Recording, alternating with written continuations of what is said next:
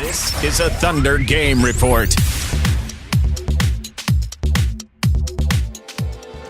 Hi, I'm Randy Renner at Chesapeake Energy Arena. The Thunder and the Boston Celtics getting ready to get things started here tonight. The Thunder hoping to avoid a three-game home losing streak. You know, they're coming off the losses to Portland and Brooklyn. They haven't lost three straight home games since the very first season they were here in town, when they ended up going 23-59 on the year. Of course, they broke what would have been a three-game losing streak overall with that dramatic win in Minneapolis last night against the Timberwolves. We talked to head coach Scott Brooks just a few minutes ago. The good news out of that conversation is that Steven Adams is good to go tonight. He tweaked his ankle last night, but he's good. And we also, for the first time since his third surgery now, Russell Westbrook talked to reporters in the Thunder locker room. So here's Scotty Brooks and Russell Westbrook. Michael? Coach, last two home games have problems being able to score in the fourth quarter. See, last night it settled out a little bit. Was there anything differently that you were able to do that you see going forward? We're just focused on what we did last game. We don't talk about the 2 or 3 games back. We didn't play well in our last 2 home games in the second half. There's probably many reasons, but hopefully we learned from those 2 games. I thought we did a good job offensively moving the basketball. We did a better job of setting screens and passing the ball on time. And those are important parts of our offense. We can't have guys holding the ball and not passing at the right time. So I thought that last night our offense was really good. Our defense took a step back, but Minnesota is as good offensively as any team in this league, especially their starting 5. Just generally, how would you describe Reggie Jackson's growth in the last couple of years? I think he's improving. He's getting better every year since we've drafted him 3 years ago. I like what he's doing. Still has areas that he needs to continue to get better with, but I think he's done a good job. Has his growth kind of been expedited by the fact that there's been injuries and guys, and that's he's kind of had to step into a role maybe quicker than you guys might want? Well, I mean the injuries obviously gave him more opportunities, more minutes, but he still was at a pretty good growth rate before Russell got hurt. He's a good player. He's getting better, but like I said, that position is a very tough position of being a point guard. But he's done a good job of managing the team, and he just has to continue to work, and he will. He's good. He's good to go. Yep. That surprised you when he's starting to develop a reputation as an Iron Man. Takes elbows to the face and just shakes it off. He was hobbling pretty good last night, and now he's good to go. Man, are you surprised at his durability? Yeah, I mean the elbows and all that. I mean, I don't know if that's an Iron Man. I don't know if that's not very smart. He's as tough as I've been around any player. Every day he just plays. The elbows, the pushes, nothing phases him. All he cares about is eating a lot of food and playing basketball. And he does that very well for us. But he's tough. I mean, he's like last night, he twisted it pretty good, and he's going to come back and play tonight. How much of that is where he's from? From New Zealand, he's a rugby mentality? I'm sure, but there's tough guys here in the States also. One was born in French camp. Scott, last night Kevin said basically he decided he was going to take over and take however many shots he needed to. Has he ever not been given free license to do that? Have you ever once told him much about that, Kevin? Never, and I never will, because he understands what is a good basketball play, and if he's open, he has to shoot the ball. And he's one of our few guys that demand double teams, and he helps other guys score, and he can't and he won't. He's not a selfish player. So he's going to make the right plays. The right plays are, if you have 2 guys on you, you got to pass the ball. And some guys get criticized for doing that in clutch situations, but those are the right basketball plays. That's what the game tells you to do. and Kevin makes the right plays. Last night, I thought our bigs did a good job of setting screens and freeing them up, and I thought Fish did a good job of passing to him right on time and on target. And then obviously he made a bunch of shots that are tough shots and aren't easy shots, but that's what the great players do. What if Perch said the same thing? Let me think about that one. No, I mean Kevin can take just about any shot, and it's a good shot. I mean, he has the length, he has the touch, he has the distance, the range. He has the ability to get by players left and right, and he finishes around the rim, and he rebounds the ball so he can take it up the court. And he very rarely his shots are contested. You ever remember him heating up quite like the fourth quarter last night? No, I mean, that was even the shot that he missed. I think he was about, 30, 32 feet out. That was in and out. But that was a special quarter. That was a special second half. 32 points, 23 in the fourth quarter. You don't see that often. You're just a guy on the other side of Chip and you know well. At the beginning of the year, the Celtics kind of talked about him being more of a go-to player. The roster had changed. Is that in your time with him? Obviously, he wasn't in that position here, but do you think that's is in his DNA that he's shown that he can be that? Well, he's one of the things that we loved about Jeff. He was a very good all-around player. He did a little bit of everything, and he can guard multiple positions. We never used him as the go-to guy, nor we needed to. So if that's his role now, it's obviously different than the years that we had him. He can put the ball on the floor. He can make threes. He can get to the free throw line. He made big shots for us, game-winning shots for us. Made game-winning free throws for us. I can remember in the Nets, he hit 3 to send it into overtime after a foul on a three-point shot. He's a good player, solid all-around, great kid, great, loved him. When you're benched on a night like you did last night, how much of that is Eric and Nick and what they bring to practice? Well, they bring a lot of toughness and a lot of experience and a lot of just let's just make the right play every time down court mentality, and we like that. But I thought Steven has done a good job with that, and Jeremy has continued to develop, and Perry's getting some minutes now. It's a good bench. It's not a lot of high-profile names, but they're good players that we like, that they have embraced their role, and they're very good at their roles. I mean, I think Nick is as good as that role that he has for us as anybody in the league. We talked about last night the screens that were set, getting Kevin open, and the previous 2 home losses. That's one of the things you talked about.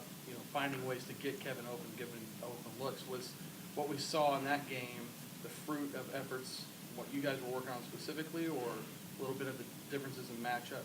Well, we watched film, and it's not like the first time we watched it and said, okay, we're going to start setting screens. It's you go through a season, and some areas that you kind of have some slippage, and then some areas that you've really done a good job of improving. And screenings come and go. You don't get a lot of attention by being a great screen setter, but it helps our offense. Perk is one of the best in the league at setting screens, and he's not one guy that we look for points. Nick's the same way. Steven's the same way.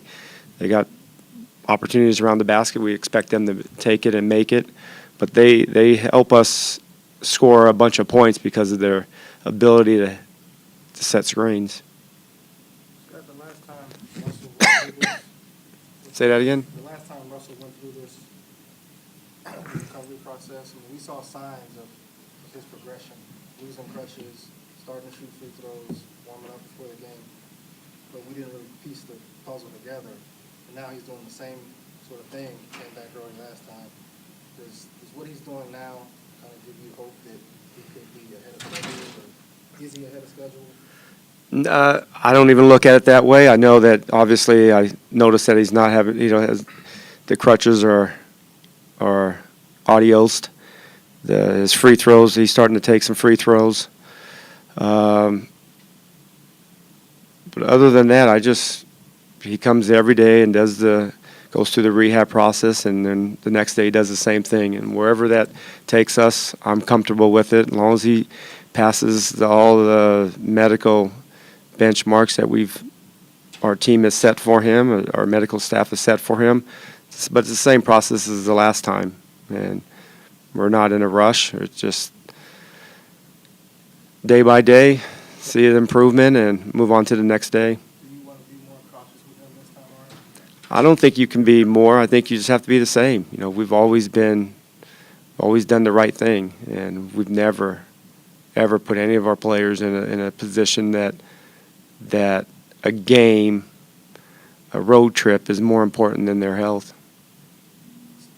Because you said that, I'm curious why you guys played in that New York. If the MRI came a day or two before, why did you play that game on Christmas Day? Well, I mean, I would have to go back at all the dates and notes, but it's too complicated for me to even go back, and I don't even really remember what I ate for breakfast yesterday. We're focused on tonight's game, but those are questions, obviously, for Sam, and the evaluations took place, and it was best that he had the surgery. I don't know the exact time and when it was, but we're comfortable with where he is now, and just waiting through every day and see the improvements and go from there. Russell, the first time we went through this, it was a tear. The second time it was a loose stitch. Both of those were sort of self-explanatory. This one, from the way you explained, the way it was explained to you, what was the area of concern this time? Just a little swelling. That was about it. The swelling, why this course of action and not just resting it? Why continue to go in there and continue to do arthroscopic surgeries? Well, you don't really know either way, resting or going there and do surgery. But, me personally, I'm just trying to do what's best, for my body and what's best for me in the future. How often were they draining it before you guys went to this route? Not often. Were you feeling any pain at all when you were playing? Not at all. Russ, did you go to the team and say that you wanted to try to play through it, or was this any of it your decision It to have was nothing surgery? to play through. I wasn't in no pain. I was just playing basketball, going out there trying to help my team win and competing. And then, my knee just kept swelling and swelling, so I do what's best. How's it doing now, Russ? Is it still Great. swelling? Or? I'm doing great. About 8 days out of surgery, so just trying to find my way. 8 days out of surgery, Russ. I mean, it's kind of similar to the last time you lost the crutches. You start shooting free throws. You're out there warming up pregame. Does that progression sort of give you optimism that this might not last as long as it did? Not sure, man. I just wake up and try to get on the floor as quick as possible, man. Just try to do what's best for my body and, just take it day by day. So you have a triple-double against the Knicks. When and how did you find out that was it? I was, supposed to get evaluated after the game or, prior to the game, just based on time periods of getting evaluations on my knee like I've been doing throughout the season. So, Russ, will you kind of walk us through just the roller coaster of emotions that goes on when you come back and you're out again and just what you've had to work through mentally? It's tough. You just got to try to find a way to keep a rhythm, stay intact with the team, find a way to keep your spirits up and be ready to play next time. How have you done that this time? Because you've gone on the trips, you've been on the bench. How have you stayed involved? Just try to stay involved as much as possible, keep my team, how I continue to be a leader, try to find a way to help us win games. When you went through this in October, you said you had your own timeline. You really weren't on the team's page. Do you have your own timeline this time? What is it? I'm always on the team's page. I don't remember saying that, but projection, your 4 to 6 week projection. You said you didn't know who came up with that. Yeah, I don't pay no attention to none of those projections, man. I just wake up and try to get better each and every day. That's it. Can you share what sort of you're thinking this time around? No. Russell, do you ever ask your doctors what the hell's going on? I mean, three surgeries in ever how many months? Yeah, of course, man. Of course. But at the same time, it's all based on your body, man, how your body reacts. I mean, if I had control over what I could do, I would never got surgery in the first place. So. Is there any doubt in your mind you'll ever be, the same explosive again? Never. Never a doubt. Never a doubt. Sam and Scotty keep talking about benchmarks. Just where are you in terms of those benchmarks? How much are you able to do now, a week out? You already said it. I was shooting free throws. Yeah, I see you shoot free throws, but That's there's a it. lot we don't get to see you do. That's to keep it that way. Feel like you're close to being able to go full contact or counter contact. That was funny. That's the same thing. That was funny though. That was cute. Russ, Sam said you got the MRI on the 23rd or 24th, and it showed the area of concern, but then you went out there and played Christmas. Why did you decide to play Christmas if they had figured I mean, out I that something wasn't was up? in any pain, and we wasn't for sure nothing was going on. Like I said, I was gonna get evaluated after the game anyway, so I wasn't in no danger of hurting myself or hurting my body or hurting anything else in my knee. So I The wasn't. evaluation after the game is when you found out. When did you I got really get the eva- news after the game. No. I got evaluated after the game. That's when all you're gonna get, Donnell. You ain't getting no more, bro. I'm just asking. That's when you found out. No. You mentioned your leadership trying. being important after the Question. original surgery. Your voice, you said, is a very important factor in the locker room. Why is that the case now as well? It's very important. I think this time of the year, it was very important for myself and my teammates to be able to get through this stretch, find a way to continue to get wins. And me personally, I want to come in and stay positive and still be around my teammates and stay involved with what's going on. Is this the exact same procedure that was done in October? What you mean? The procedure that you got done on the knee, the arthroscopic surgery, is it the exact same procedure? No. It's a different one? How was it different? Well, I'm going to refer that answer to the doctors and the team, and I'm going to leave that up to them. Russell Westbrook in the locker room just a few minutes ago, and of course before that, head coach Scott Brooks. Of course, Russ didn't have a whole lot to say there, but at least it sounds like he is progressing the way he would like. He said there's no swelling in that troublesome right knee, so hopefully he'll be back, and hopefully he'll be back under that timeline and be able to play before the All-Star break. We'll be back, of course, after the game from comments from the podium and the locker room. Thunder and the Celtics coming up. Tip-off a little past 6 o'clock, so keep checking back at ThunderGameReport.com.